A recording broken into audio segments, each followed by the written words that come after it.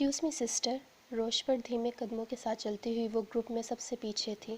جب اس نے بینچ پر بیٹھے ہوئے اس لڑکی کو اچانک اٹھ کر سسٹر الزبتھ کی طرف بڑھتے اور انہیں روکتے دیکھا تھا۔ مجھے آپ سے بات کرنی ہے، میں عیسائی ہونا چاہتا ہوں، اس کے لیے مجھے کیا کرنا ہوگا؟ بھیگے لہجے میں کہے گئے اس بلند جملے نے پورے گروپ کو رک جانے پر مجبور کر دیا تھا۔ وہ بھی باقی سب کی طرح اس کا چہرہ دیکھنے لگی تھی۔ وہ سفید شرٹ اور سیاہ جینس میں ملبوس 17-18 سال کا ایک دراز قد لڑکا تھا۔ اس کے سیاہ چمکیلے بال بے ترتیب تھے، شاید اس نے 2-3 دن سے شیو بھی نہیں کی تھی۔ اس کی آنکھیں سرخ اور سوجی ہوئی تھیں، بلکہ ابھی تک بھیگی ہوئی تھیں، شاید وہ اس بینچ پر کچھ دیر پہلے تک بیٹھا رو رہا تھا۔ اس کی صاف رنگت کی وجہ سے آنکھوں کے گرد پڑے ہوئے حلقے بہت نمایاں نظر آ رہے تھے۔ اس نے چند لمحوں میں ہی اس کے پورے سراپے کا جائزہ لے لیا تھا۔ Your name? سسٹر الزبتھ نے کچھ حیرانی سے اس سے پوچھا تھا۔ محمد حدید۔ اس کے جواب پر ایک لمحے کے لیے اس کا سانس رک گیا تھا۔ سسٹر الزبتھ نے بے اختیار مڑ کر اس کو دیکھا تھا۔ چند سیکنڈ کے لیے دونوں کی نظریں ملی تھیں۔ میں اس کے متعلق کچھ نہیں کہہ سکتی۔ سسٹر الزبتھ یکدم محتاط ہو گئی تھی، اس کی آواز قدرے مدھم ہو گئی تھی۔ آپ کو فادر سے بات کرنا چاہیے، انہوں نے اس سے کہا تھا۔ اس کے لیے مجھے کہاں جانا چاہیے؟ اس نوجوان کے چہرے کے اضطراب میں اضافہ ہو گیا تھا۔ سسٹر الزبتھ نے ایک نظر اس کی طرف دیکھا تھا اور پھر چند قدم آگے بڑھ کر اس نوجوان کو ایک طرف لے گئی تھیں۔ کچھ دیر وہ دونوں وہاں باتیں کرتے رہے تھے، پھر اس نوجوان نے اپنا والیٹ نکال کر سسٹر کو ایک پین اور کارڈ دیا تھا۔ سسٹر نے کارڈ کی پشت پر کچھ لکھ کر اسے پکڑا دیا تھا۔ وہ کسی ڈی کی طرح سب کچھ دیکھتی رہ گئی تھی۔ اسے کیا چاہیے ہوگا جس کی طلب اس نے اسے دیکھتے ہوئے سوچنے اور بوجھنے کی کوشش کی تھی۔ گلے میں پڑی ہوئی سونے کی چین جو اس کے کھلے گریبان سے جھلک رہی تھی اور ہاتھ میں بندھی ہوئی کرسچن ڈی اور کی گڑھی اسے کئی معمولی گھرانے کا فرد بھی ظاہر نہیں کر رہے تھے، اور اگر روپیہ پاس ہے اور روپیہ کمانے کے لیے کسی باہر کے ملک کے ویزے، وہاں سیاسی پناہ اور پھر نیشنلٹی کی بھی ضرورت نہیں، تو پھر یہ سب کیوں کرنا چاہتا ہے؟ وہ ابھی بھی الجھی ہوئی تھی۔ چند منٹوں بعد اس نے اس نوجوان کو والیٹ جیب میں ڈال کر واپس اسی بینچ کی طرف جاتے دیکھا تھا اور سسٹر الزبتھ کو اپنی جانب آتے دیکھا تھا۔ ان کی واپسی پر کسی نے ان سے کوئی سوال نہیں کیا تھا۔ روش پر پھر پہلے کی طرح سب کی چہل قدمی شروع ہو گئی تھی، مگر وہاں سے جانا نہیں چاہتی تھی۔ ان لوگوں کے ساتھ چلتے ہوئے اس نے پیچھے مڑ کر دیکھا تھا۔ وہ اب لڑکا بھی اس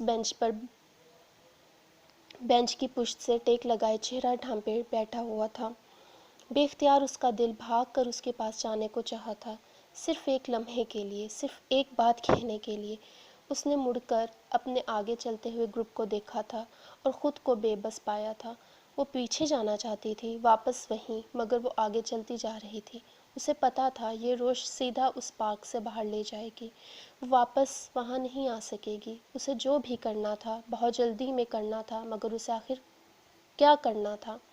روش پر چلتے چلتے وہ گھاس پر چلنے لگی۔ بڑے غیر محسوس طریقے سے اس نے اپنا جوتا اتار دیا تھا اور پھر اسی طرح سب لوگوں کے ساتھ چلتی رہی۔ ایک بار پھر اس نے پیچھے مڑ کر دیکھا تھا۔ بہت دور بینچ پر اب وہ ایک نقطے کی صورت میں نظر آ رہا تھا، مگر وہ وہاں تھا۔ وہ لوگ گیٹ کے پاس پہنچ گئے تھے۔ اوہ مائی گاڈ سسٹر، میں اپنا جوتا تو وہیں گھاس پر بھول آئی، مجھے پتا ہی نہیں چلا کہ میں ننگے پاؤں چل رہی تھی، اس نے سسٹر الزبتھ سے کہا۔ کہاں اتارا تھا؟ سسٹر نے کچھ تشویش سے دیکھا تھا۔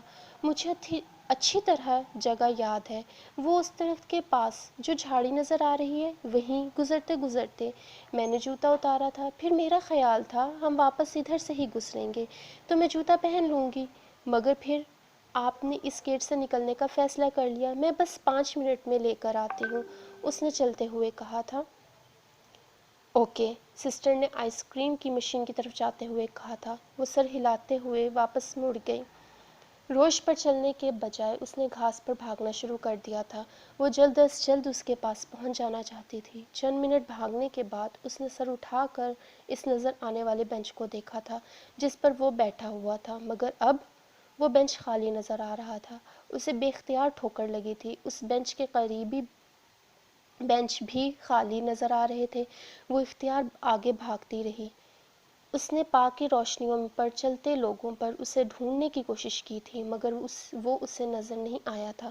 اس نے بے اختیار بھاگ کر گیٹ سے باہر نکلنے کی کوشش کی تھی۔ اس کی چادر کا ایک کونا گیٹ میں اٹک گیا تھا۔ وہ اسے چھڑانے میں وقت ضائع نہیں کرنا چاہتی تھی۔ ننگے سر اور ننگے پیر بھاگتی ہوئی وہ گیٹ پار کر کے باہر نکل گئی تھی۔ گاڑی تب تک ایک سناٹے کے ساتھ ٹرن کر کے سڑک پر پہنچ چکی تھی۔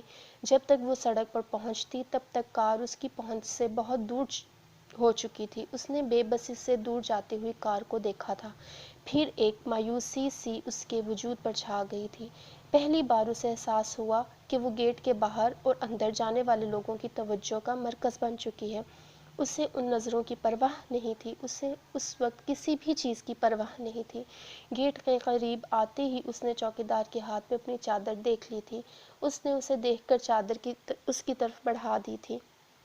ہونٹ بھینچتے ہوئے اس نے چادر لے کر اوڑھ لی تھی۔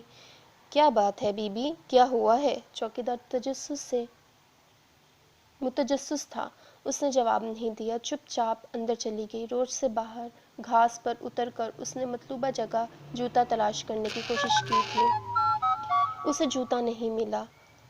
یا تو وہ جگہ بھول چکی تھی یا پھر کوئی جوتا اٹھا چکا تھا۔ چند منٹ وہ گھاس پر بے دلی سے جوتا ڈھونڈتی رہی، پھر واپس اس گیٹ کی طرف چلتی جہاں سسٹرز اس کا انتظار کر رہی تھیں۔ گھاس پر چلتے چلتے اس نے اپنے پیر میں کوئی چیز چبھتی محسوس کی تھی۔ وہ رک گئی تھی۔ اس نے پیر اٹھا کر دیکھنے کی کوشش کی تھی۔ اسے اندازہ نہیں ہوا کہ پاؤں میں کیا چبھا تھا۔ اب وہ گھاس سے ہٹ کر روش پر چلنے لگی تھی۔ تم نے پریشان کر دیا، اتنی دیر! میں تو ڈر گئی تھی، ابھی تمہارے پیچھے آنے والی تھی، سسٹر الزبتھ نے اسے دیکھتے ہوئے کہا تھا۔ تبھی ان کی نظر اس کے پیروں پر پڑی تھی۔ کیا ہوا، جوتا نہیں ملا؟ انہوں نے کچھ حیران ہو کر پوچھا تھا۔ اس نے سر کی جنبش سے انکار کیا تھا۔ سسٹر نے اس کے چہرے کو غور سے دیکھا تھا اور پھر کچھ متفکر ہو گئی تھیں۔ تمہیں کیا ہوا ہے، اتنی پریشان کیوں ہو؟ کچھ نہیں ہوا سسٹر، کچھ بھی نہیں ہوا، بس جو ڈھونڈ رہی تھی وہ نہیں ملا۔ حالانکہ میں نے تو، یقین کریں، میں نے تو بہت کوشش کی تھی، پھر بھی پتہ نہیں کیوں، وہ بڑبڑائی تھی۔ سسٹر الزبتھ نے اس کی آنکھوں میں امڑتی ہوئی نمی کو دیکھا تھا اور پھر اس کے گال چھوتے ہوئے اسے جیسے تسلی دینے کی کوشش کی تھی۔ کم آن، ایک جوتے کے گم ہو جانے پر اتنی پریشان کیوں؟ کوئی بات نہیں، ہو جاتا ہے ایسا کئی دفعہ، مگر اس میں رونے والی کون سی بات ہے؟ ابھی رستے سے دوسرا جوتا خرید لیں گے، سسٹر الزبتھ نے اسے تسلی دیتے ہوئے کہا تھا۔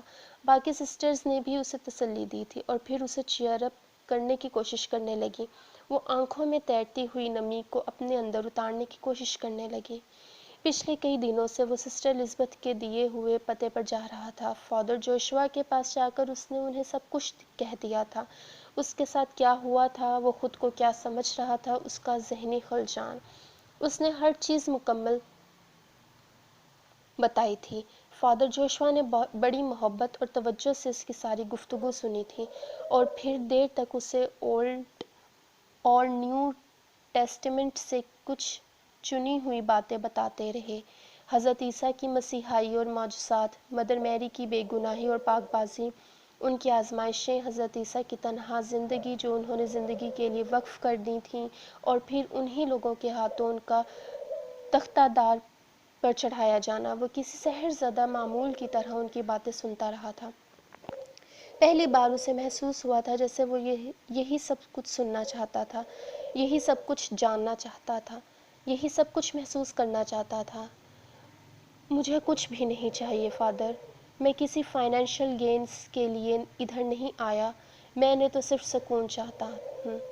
ذہنی یکسوئی، مینٹل کمپوزر کی ضرورت ہے مجھے، اور وہ سب کچھ مجھے یہاں مل جائے گا۔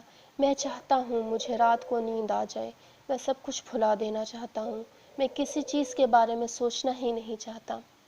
وہ بول رہا تھا اور فادر جوشوا ملائمت سے مسکرا رہے تھے۔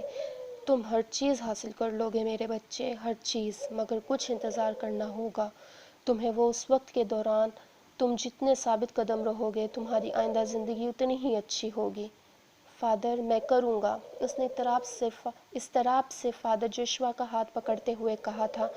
انہوں نے ہاتھ سے اس کے ہاتھ کو نرمی سے تھپکا تھا۔ فادر، میں جانتا ہوں، میں روز آپ کے پاس آ کر آپ سے باتیں کرنا چاہتا ہوں، آپ سے بہت کچھ جاننا چاہتا ہوں۔ اس نے ان سے اجازت لینا چاہی تھی۔ شیور، تم ہر روز میرے پاس آ جایا کرو۔ اور اس دن کے بعد سے وہ ہر روز ان کے پاس جا رہا تھا۔ 1 ڈیڑھ گھنٹہ وہ ان کے پاس بیٹھا رہتا، پھر اٹھ کر آ جاتا، مگر اس 1 ڈیڑھ گھنٹہ میں اس کے اندر بہت کچھ بدل جاتا تھا۔ اسے اپنے ہر سوال کا جواب وہاں مل جاتا تھا۔ اس کا ڈپریشن اور فرسٹریشن مکمل طور پر ختم نہیں ہوا تھا، لیکن کم ضرور ہو گیا تھا۔ فادر جوشوا نے اسے کچھ دوسرے پادریوں اور راہباؤں سے بھی ملوایا تھا، اور ان سب سے مل کر اسے یوں لگتا تھا جیسے اس کا ہاتھ پکڑنے، اس کی مدد کرنے کے لیے بہت سے لوگ موجود تھے، اور ہر ایک پہلے سے زیادہ مخلص تھا، اور اسے اپنی دنیا بہت اچھی لگ رہی تھی۔ چند ہفتوں میں وہ بڑی حد تک بدل چکا تھا۔ ابھی اس نے باقاعدہ طور پر مذہب تبدیل نہیں کیا تھا، ابھی وہ فادر جوشوا کی دی ہوئی کتابیں اور پمفلٹس پڑھتا رہتا تھا۔ چند ہفتوں کے اندر مذہب تبدیل کرنے کا فیصلہ مستحکم ہو گیا تھا۔ جو تھوڑی دیر بہت جھجک تھی، وہ بھی اب ختم ہو گئی تھی۔ 1 ڈیڑھ ہفتے تک وہ باقاعدہ طور پر اپنا مذہب تبدیل کرنے والا تھا۔ اس رات تھینکس گیونگ پریئر کے لیے وہ کیتھیڈرل آیا تھا۔ وہ کئی دنوں سے باقاعدہ چرچ سروس اٹینڈ کر رہا تھا، مگر کیتھیڈرل وہ پہلی بار آیا تھا۔ سروس ابھی شروع نہیں ہوئی تھی، لوگوں کا رش اندر آ جا رہا تھا۔ پوری کیتھولک کمیونٹی وہاں آتی ہوئی نظر آئی تھی، کم از کم جو شہر میں تھی۔ غیر ملکیوں کی ایک بڑی تعداد بھی وہاں موجود تھی۔ کیتھیڈرل کے لانس میں بھی لوگوں کی ایک تعداد تھی جو سروس اٹینڈ کرنے کے بجائے خوش گپیوں میں مصروف تھی، کیونکہ سال کا آخری دن تھا اور نیو ایئر کی تقریبات پہلے ہی شروع ہو چکی تھیں۔ وہ طائرانہ نظروں سے سب لوگوں کا جائزہ لیتے ہوئے چرچ میں داخل ہو گیا تھا۔ بینچوں کی قطاروں پر نظر ڈالتے ہوئے اس نے اپنے لیے کوئی خالی جگہ تلاش کرنے کی کوشش کی تھی۔ اگلی قطاروں میں کچھ جگہ اسے نظر آ ہی گئی تھی۔ وہ ایک بینچ پر جا کر خاموش سا بیٹھ گیا تھا۔